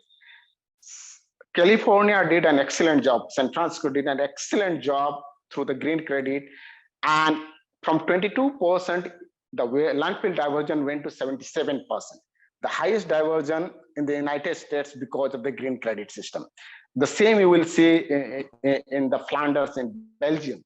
Like from 20%, it went up to 73%. And it was expected that by 2025, they will even cross 80%. And once you cross 80% or 90%, you are closer to achieving what you intend to achieve as an ideal sustainable waste management system. So the green credit is something that I think so beyond the EPRs, we should also bring in the green credit system, both at the individual level, if it's possible. I'm saying it is complex. It's not going to be easy. And at the corporate level and the municipal level. This should apply to both ULBs and as well as the waste generators, bulk waste generators. So promoting green growth to me requires well-designed institutions and environmental policy instruments that are effective in achieving their environmental objectives without imposing excessive burdens on the economy. There is growing recognition in countries like ours that economic instruments such as environmental compliance related taxes and incentives can be effective in stimulating a shift to less damaging forms of production and consumption, while providing producers and consumers with flexibility in making these behavioral adjustments. Waste is all about waste behavior. Huh? The way we do or not, what we do or not do with waste decides that what is happening to that waste. So such behavioral changes actually stimulated by economic instrument through a policy leads to creation of new jobs, employment opportunities. And once waste becomes resource, as Sanjay Kamble says, as Sudhir pictured, it will actually bring you investment for cleaner technology. Everybody wants to do better things. And finally, since this year we are leading the G20 team, I would like to quote from 3 brilliant case studies from Indonesia, Brazil, and Colombia. in Brazil, waste pickers cooperatives are incentivized by municipalities on per kg of waste diverted from the landfill. So the cost that would have gone to transporting that to the landfill is actually given to the waste picker for recovering that waste. In Indonesia, communities get coupon of depositing plastics in plastic bags, which is redeemable at any grocery shop of that particular area. In Colombia, waste pickers are incentivized to pick all types of plastics and are compensated accordingly. And in our very own India, students are requested to bring plastics and get stationery in return. RTC WOW project, or even individual projects in different places. And you can get a full meal by bringing 1 kg of plastic in Ambikapur. So hope these are good inspirations, both in terms of localized policies, state level policies, and what the central level is trying to do. And we can improve our waste situations drastically at the pace that we want to. Thank you, Poornam, for giving me this opportunity. Thank you, sir. We are simply delighted by your inputs. You rightly said that the EPR should work more intensely for the low value plastic and other materials rather than the things that are already being recycled, and people are keen to recycle that. They are already ready to recycle the PET bottles and all, but not the MLPs, etc. So the EPR system should work more intensely for that. So very correctly said. Thank you, sir. Thank you so much. And now I think we will open the panel for the discussion. If we have questions for each other panel members, please feel free. Just raise your hand and we will let you ask the question. And the other panelist can answer your question.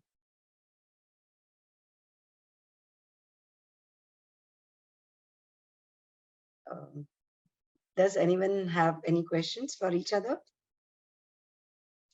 Otherwise, yes, we do.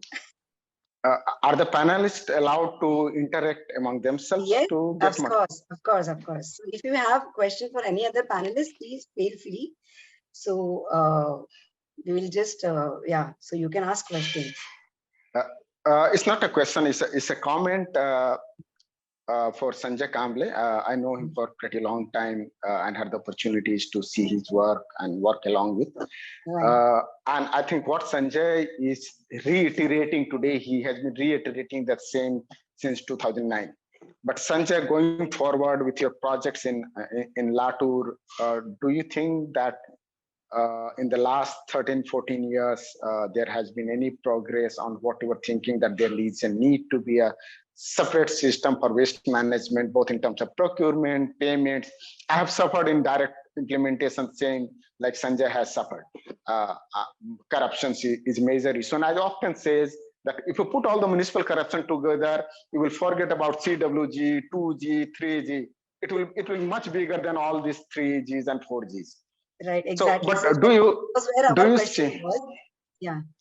Do you see that this is going to happen, or we need to think differently? Because if something is not working, then let's drop it and move out. Fail faster, and then move on to the next one. Right. So the question is that with existing framework that we have, the bureaucracy, etc. So do we think that one additional layer will help us solve the problem, or it will create more problems? Right? Or we should have some system like some single window permissions or something like that within the existing framework. Right? So does anybody want to comment on this topic? Not only Sanjay Kamble, but anybody can comment on it. Yes. This is a common problem across the ULBs. Yes, so I think everybody must be facing it at some point or the other. So if anybody would like to comment on this, please. Yeah, I agree with Kamble. In fact, we are also suffering in while implementing Green Rameswaram project in the last 8 years. After working for 8 years also, I say it is not green, it is not brown, it is still black. And a time will come that when people will start asking that, okay, you are working for 8, 9 years, what change you have brought? And I'm sorry to say that there is hardly any change. Only common factor which I felt happy that the corruption is not only in Tamil Nadu but also in Maharashtra. And I personally feel that unless there is a special purpose vehicle with the authority, the concerned bureaucrat should have all the powers, and he should bypass the, I should not say because we are in a democracy, but you will have to bypass the representatives, because basics, the problem is at that level. One bureaucrat perhaps we can work with, but not with the 20 councillors and the whole system. So government of India has to start, otherwise the Swachh Bharat mission and all that, it is all hogwash. I'm sorry to say. But I hope some solution has to come. And one possibility is a special purpose vehicle. In fact, last 8 years we are trying to have it. But it requires a special GO and all that, and it requires a political will. Exactly. I don't know how to bring that. Right. I think everything boils down to that political will. Right. Sir, Sanjay Gupta, sir, there is a question from for you. How Yes. does an organization working on ground in waste management ensure that EPR is channelized for low value plastic? Right now, most of the MLPs is burnt or dumped due to lack of support. This is exactly a problem I was highlighting, that EPR is going to the places where it is not required. Yes. One way at a very smaller level where it has been done in Delhi, I know, is to connect with the EPR agencies and says, this is what we are recovering. And this can be further complemented if the urban local body comes out with the EPR agency and helps it. Otherwise, I don't see much of a headway into this, but working with the ULB and working directly with the EPR agency can to some extent help us. The problem with the MLP, they are very low weight, so people, even the collection agency, are not very keen to pick it up. But that's where the problem lies. We think it's low value, so that doesn't need to. The Shall problem I lies add with. a couple of thoughts there? Please, please. So good to hear, Sanjay, your views on EPR. And I think so. I firstly very strongly endorse the view that, you know, the EPR system is just getting a connect between the brand owners or the producers and the recycler. So basic function of the ecosystem, which is the waste collection systems, the investments in the collection systems are not going too good. And we were very strongly recommending that the investments through the EPR should go in the system, and it should not become a tradable act. कि मैं आपका EPR खरीद लूंगा और खरीद के आपको पैसे दे दूंगा. ये वाला जो trade system आ रहा है ना, ये गलत है. So one is that EPR has to bring in the investment. It's a good start. I would say EPR is a very good start. It's one of the best frameworks made, and portal and transparency and traceability is all being impacted very strongly. One is the missing link is that the waste management investment in the agencies is missing. Second, the geography neutrality should also not be there. You know, I will market my goods in Manipur, but I will collect the waste in, collect the EPR through the investments or buy the credit in Mumbai. Why that should be there? At least. Third thing which has gone very well is that the rate, which Sanjay is also trying to say, that we have to have differential rate systems. We have differential rate systems in income tax. We have differential for electricity. The more you use, the more you pay. So if there is a problematic plastic which requires more collection cost because you are having thin multi-layered plastic, one bag is weighing you only 5 grams, 2 grams, 3 grams. The collection cost is very high. Why it is not getting collected is not because that it is of no value. It is of very good value. Whether it's milk pouches, they are of virgin LDPE. But the cost of collection is very high because you have to collect 200 bags or 100 bags, if they are 10 grams even in 1 kilo for 21 rupees or 22 rupees, nobody is going to bend its back and be so drudgery driven in this world of collection. So when I was talking that there has to be a very strong, and Mr. Hem Pandey was sending me, the former Secretary Government of India who's attending it, that collection and segregation has to be there for all sectors, whether it's electronic waste. Mr. P.K. Soni, who is running a big company, is also the collection cost, whether we are talking used oil, whether we are talking solar panels, so there is going to be a great investment. We have started, congratulations to Government of India. We have started the show, and the show will go on. It will create that circularity within the system of investments. Right now, it may not be the correct way, but it will come over a period of time. Everybody is thinking around it. There are lobbies. One more thing, which I've been always trying to say, Poonam, I will then stop. You see, world all over, there is a problem. There is an egg and chicken situation. People who are bringing the resin of plastics through which the plastic is being formed, or the manufacturers, which we so-called, of resin plastics, of plastic resin, are being left out. There is no EPR, there is no tax on them. And the simple question is, because you need the plastic, I'm giving you the resin. It can be on the other side. You want to create a demand for the resin, and then you want to create the plastic. So why only the brand owners and the producers should be within the circuit of EPR policies? More so, the EPR policies are also going to now start. EPR does not say anything about rural or urban, and rural under the Jal Shakti Ministry is doing a fantastic job, and we are pan-India for plastic advisory on the rural side. And we are working in Ganjam, in Orissa, and also in Bastar, in Chhattisgarh, where we have put up the collection system through the women's self-help groups. And we are going in many other areas like Telangana and many other districts in the country as well.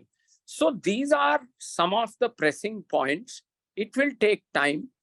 Sanjay Kamble was talking about a very good point, that there is no advisory on the MRFs. But cities are formed around habitats, Poonam. Cities are formed around habitats. And habitat does not only include housing. It includes schools, it includes all types of shops and markets and hospitals, all that. So if that decentralized unit is there in city where there are 20 wards or 40 wards, they are the ones who are generating waste. Then why are we centralizing the waste collection system? Why cannot we create decentralized waste collection systems or recovery facilities for all materials? Let it be, give the sanctity, which Sanjay Gupta was also saying, Vasudevan Saab was also saying, and our young pad care person was also saying, that we have to create these decentralized systems. Exactly, and sir. India, Just on these lines, yes, sir. Just on these lines. So I'm sure everybody would be aware of the producer responsibility organizations, that is PROs, for e-waste in 2018 amendments of e-waste management rules, right? So there is a compulsion of, all the e-waste producers, manufacturers of electronic items, they have to have a tie-up in each state with one producer responsibility organization. They individually, or there can be one organization where all the producers can have a tie-up with them. So like that, the same kind of facility we can ask for the plastics also. Right. So rather than having it because reverse logistics is very difficult for any manufacturer, right? If you, it is very easy to ship the chips packets and all, but then it is very difficult for them to get back the chips packets to one place and then process it. So Poonam, I'm sorry, I beg to differ there. We have to develop, the investments have to, the reverse logistics, if you can deliver, that's exactly the point. If you can deliver through your retail outlets and you can ship it for marketing, It has to be on the vice versa also. There has to be a start made on the reverse logistic systems. It is all over the world in deposit return schemes. There are people who have now taken it to the value. To start anything, it is a difficult step. We are starting with EPR. We are starting with deposit return schemes. We are starting with many other instruments also. It will take time, but there has to be the right investment. And that's exactly when people will come to invest for the source they are bringing into the market, the product which they are bringing into the market, then the things will start happening. It will be a circle of, it will be a chain or a circle which will rewind and wind, you know, back again. Backward, forward karna hi padega apne ko. Otherwise, ye sab nahi hoga. Difficulty is there. Arey, Sanjay Gupta was saying na, Yeah, I think he wants to speak something on this. Yes. आपका काम खाली market में लाके बेचना नहीं है ना, आपका काम बाकी कलेक्शन भी करना है. अरे हम अच्छा वाला रीफिल करते थे, हम सारा कुछ करते थे, थैला लेके जाते थे, हमें ये बैग सिखा दिया गया. And 70s brought plastic and today we are thinking, oh, plastic has gone bad. वो अपने पलोरिया जी बोल रहे थे बड़ा अच्छा, वो बोल रहे थे कि हमने ये ढेर इकट्ठे करने शुरू कर दिए. प्लास्टिक तो हमारे साथ नहीं था, ये तो हमें बीच में दे दिया गया, अब हम उसको इतना यूज करने लग गए हैं. अरे, so you know, this is a very intricate issue, but let's look positive, let's remain positive. It is the citizens who have brought it, it is the citizens who will bring it to change as well, which includes all of the people who are attending this webinar. And citizens force is above all. Right. Let me add to what Dr. Sodhi has already said. See, this is a very good excuse developed by the industry to which we have fallen prey to, that reverse logistic is not possible. Let me give you a couple of examples in today's life and the life probably we spent in our childhood. Remember the soda bottles and the Coke bottles and the thumbs up bottles? We drank, we gave it to the same shop and we got the money back. Was there a problem? There was. So reverse logistic is this logic has been kind of put by the industry to get away with the responsibility. Right. The second thing is that the industry doesn't have to do it themselves. They can appoint agencies which can take multiple brands and put it back into the system. And this is happening. That was what I was talking about. If this can happen with the tire, if this can happen with the battery, why not with the MLPs and the low value plastics? So one is basically trying to get away with the responsibilities by putting a middle person. The middleman in the EPR is not solving the problem. They are exactly getting additional benefits from what the scrap dealers did earlier without any incentives. So this is where the EPR needs a serious rethink. Right, sir. Right. So, yes. Thank you. Okay. Does anybody has any other question or any other comment on this or any other topic or any other panelist?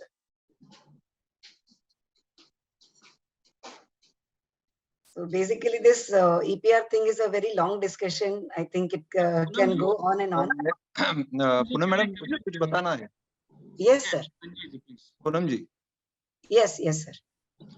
अभी सोडी साहब ने और संजय गुप्ता जी ने बहुत अच्छी बात की, मगर एक इशू पे मुझे फिर से वापस सबको ध्यान लाना जरूरी लग रहा है कि ये जो पॉलिसी मेकर है वो बहुत ऊपर से इसके बारे में सोचते हैं और ग्राउंड लेवल पे हम जैसे लोग काम करते हैं उसकी भी राय अगर इसमें ले ली जाए कि हमें क्या चाहिए, ना कि वो सोचते हैं कि वो क्या करना चाहिए. तो इसमें जो गैप है वो गैप भर के आना चाहिए, क्योंकि पॉलिसी मेकर को मालूम ही नहीं ग्राउंड लेवल पे क्या चल रहा है.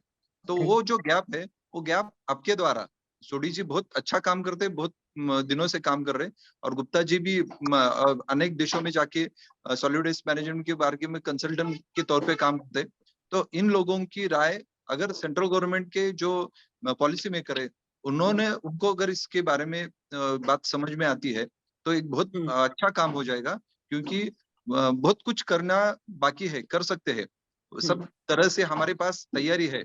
अभी प्लास्टिक के बारे में बात कर रहे थे, तो प्लास्टिक खुद तो जाके कोई प्रॉब्लम तो क्रिएट नहीं करता, तो प्लास्टिक को हैंडल करने वाले लोगों ने प्रॉब्लम क्रिएट किया हुआ है। तो उसके बारे में हम प्लास्टिक को क्यों कटघरे में खड़े कर रहे हैं?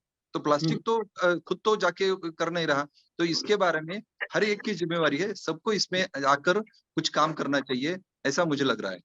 तो प्लीज थोड़ा सा पॉलिसी मेकर और ग्राउंड लेवल पे काम कर रहे लोगों को इकट्ठा कर कुछ करना चाहिए। Sure. Sanjay, just 1 minute, I will take Poonam. सिलसिला जो शुरू किया है आपने, इसको जारी रखना और वेबिनार्स करना। Sure sir, will try. Okay Poonam, just 1 minute लूंगा। संजय की पॉइंट बहुत इंपॉर्टेंट है, और इसीलिए जब मैं पॉलिसी की बात कर रहा था, I was talking about the incentives at ULB level, at the state level and at the central level. Unfortunately or fortunately, we have a 74th amendment under which the ULBs are autonomous. So unless we create these pressures through the state and center, it is not going to happen. And to create that, it has to have a multi-stakeholder platform where the agencies doing the work are consulted first. I'll give you one example from Leh and Ladakh and also Ambikapur.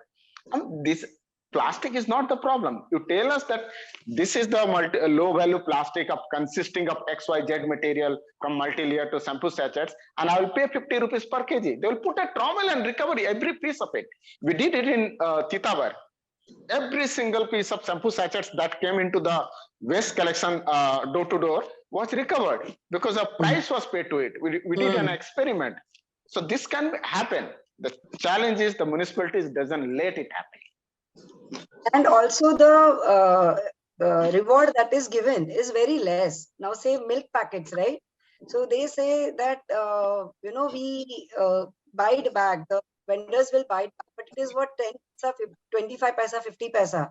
But the consumer is not bothered about that much of money. So that also has to be some significant money to as a motivation for the consumers to go and give it back. Put the same high price, they will return it. Instead of 50 paisa, make it 2 rupees, then they will come with 10 bags and say, ye lo apna. Exactly. So that is the point, right? Thank you, sir. So I think we had a really good discussion. So now I will, Rajesh sir, should we proceed with the vote of thanks? Yeah, before vote of thanks, just wanted to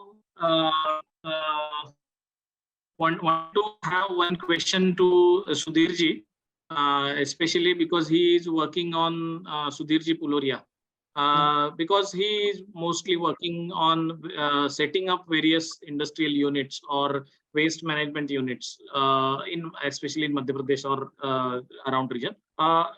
Right now, many new generation want to come in, want to join waste management facilities. Especially any changes or any policy changes are required for getting them on board. Or if they want to start their own businesses like Asawari, when they want to start their own business, they shall be promoted, they shall be encouraged, not discouraged with the policy or some hindrances in the government systems. So how smooth can that be? This is primarily to Sudhirji, and followed by anyone can add to that. That will be very good. It will encourage many youngsters to come in this business and to work in the Swachh Bharat mission. Please. Sudhirji? Yes, देखिए, हमने तो तय कर रखा है कि अब 55 वर्ष के हो गए भैया, अंतिम 5-6 साल और काम करना है, और इन 5-6 साल में हमें 100 लोग कचरा प्रबंधन पर काम करने वाले खड़े करने हैं, और जो कम से कम लाख रुपया महीना कमावे। और इस श्रेणी में हमने 5 लोग इंदौर में कर दिए हैं। कोई केवल मल्टीलेयर प्लास्टिक पे काम करता है, कोई केवल प्लास्टिक टू फ्यूल पर काम करता है, कोई केवल खेतों से निकलने वाली मल्चिंग निकल रही है उस पर काम कर रहा है। ऐसे हमें सब जगह आगे आइए, उन्हें हम समझाएंगे, सिखाएंगे और उनको लाभ में ला करके सौंपेंगे। सरकार की नीतियां, सरकार के प्रोत्साहन सब साइड में रहे, अपन अपना काम करें, क्योंकि हमें अपने लोगों को नए कार्य में करना ही होगा। इस कार्य को हम, आपने शायद सुना होगा, जब पांडवों ने महाभारत जीतने के बाद जब बहुत बड़ा यज्ञ किया और उस यज्ञ में भगवान कृष्ण से पूछा कि प्रभु आप कौन सी जिम्मेदारी लेंगे। भगवान कृष्ण ने कहा था मुझे जूठी पत्तल उठाने का काम दीजिए, वह काम मैं करूंगा। तो हमें तो वह जो कचरा प्रबंधन का कार्य है या भगवान का कार्य है, यह मान करके और उसमें अधिक तकनीकी लगा करके और अच्छे से करना है। ऐसे करने वाले जितने लोग आना चाहें वे सब आवे, सबको हम सिखाएंगे, दिखाएंगे, हमारे प्लांटों में ट्रेनिंग देंगे और अपने अपने घर जाकर के अपने क्षेत्रों में लगाएं। क्योंकि कचरा के साथ एक परिवहन, ट्रांसपोर्टेशन बड़ा टेंशन है। एक मैं पूना का मटेरियल इंदौर में ला करके प्रोसेस नहीं कर सकता, इसमें हल्का होता है, भाड़ा बहुत लगता है। पूना का कचरा पूना में प्रोसेस हो, लातूर का कचरा लातूर में प्रोसेस हो, तो पूना में भी एक उद्योगपति खड़ा हो और लातूर में भी एक कचरा सेट खड़ा हो। ऐसे हमें जगह जगह बड़े बड़े कचरे सेट बनाने हैं, जो नए बच्चे सीखें, करें और नए नए टेक्नोलॉजी लावे। हम उनको सबको सिखाने के लिए तैयार हैं। जस्ट एक लाइन सुधीर फुलोरिया जी के इस कथन पे, द होल जो पूरा पॉइंट है ना वो डिसेंट्रलाइज्ड प्रमोशन का है और लोकलाइज्ड सॉल्यूशंस का है। अगर हम एक जगह से गुवाहाटी से जबलपुर के वेस्ट एनर्जी में अगर करने लगे तो फिर कुछ सॉल्व नहीं होने वाला, सिर्फ गपलेबाजी होगी। तो complete support to what Sudhir ji is saying कि लोकल 12 से 15 महीने लगते हैं किसी भी मटेरियल को समझने में कि उसका कलेक्शन से लेके फुल प्रोसेसिंग और डिस्पोजल अगर जरूरत है तो क्या कॉस्ट है। That 15 months of support is required for a social entrepreneur or private entrepreneur to know what has to be done. और एकदम इनको पुणे का पुणे में होना चाहिए, इंदौर का इंदौर में होना चाहिए, तिनसुकिया का तिनसुकिया में होना चाहिए। The moment you start transporting, फिर वो लाइफ नहीं रह जाएगा। फिर लाइफ के अंदर हम ये बात नहीं कर सकते, क्योंकि इतना आपने पोल्यूशन तो ऑलरेडी क्रिएट कर दिया तिनसुकिया से इंदौर भेजने में, फिर करने का मतलब क्या उसको। Definitely. I think considering the time constraints, we are at the end of the this session. Interesting session and interesting discussion. We thought that the lifestyle and the policies in waste management, it shall be discussed in with the esteemed panelist, and the team is here. And from the Poornam's point of view, we thank all of them, especially Vasudevji for giving an enlightened talk on waste management and policies. Sodiji, Sanjay Kamleji, Dr. Sanjay Gupta ji, Asawari Karneji, she is a budding entrepreneur. Actually, she's especially, I'm honored because she is from Pune. And obviously Sudhirji from Indore. So all the panelists, it's great pleasure to have you on board, and also all the audience who are on silent mode, but they have given their comments as well as their questions they have been asked on this dais. Actually, this webinar, this panel discussion will be streamlined on coming Wednesday on a Poornam's YouTube channel. And another, as a part of this thing, we have another panel discussion on next Sunday on the similar timeline with another team of experts. Also, we have, as discussed by, as given information given by Poonamji, we have conducted a series of webinars on every Sunday, and that is also available on our YouTube channel. So do comment on that. Do take opportunity to visit our web page or visit our YouTube channel, and do comment on these topics if you have any comments, any questions, so that this entire process of policy change as well as the evolution of this topic can go ahead, and it will help different sectors of waste management industry to develop their own facility, develop their own technology, or develop their own solutions at local level. So that's the point we want to suggest. Thank you very much for all panelists. Thank you.